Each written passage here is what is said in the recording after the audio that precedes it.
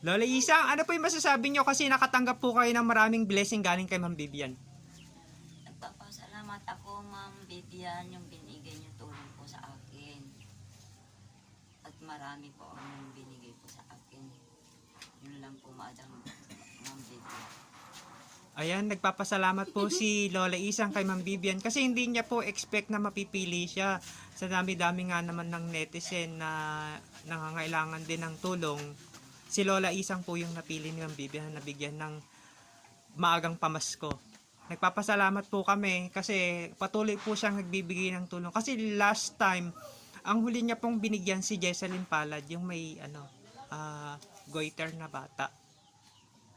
Bali, isa po siya sa may mabuting puso na nagbibigay sa mga kapwa po nating Pilipino na nangangailangan ng tulong pinansyal, tulad nga po ni Lola Isang na napili niya.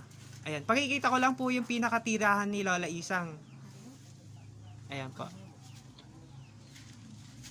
Ayan. Bali, ito po yung pinakalutuan niya na. Tapos, ayan.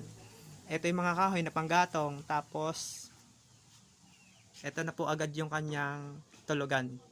Bali, maliit lang po. Tapos, alanga din naman siya minsan kasama. Minsan may apo siyang kasama, kaya lang umuwi din sa bahay. Ayan.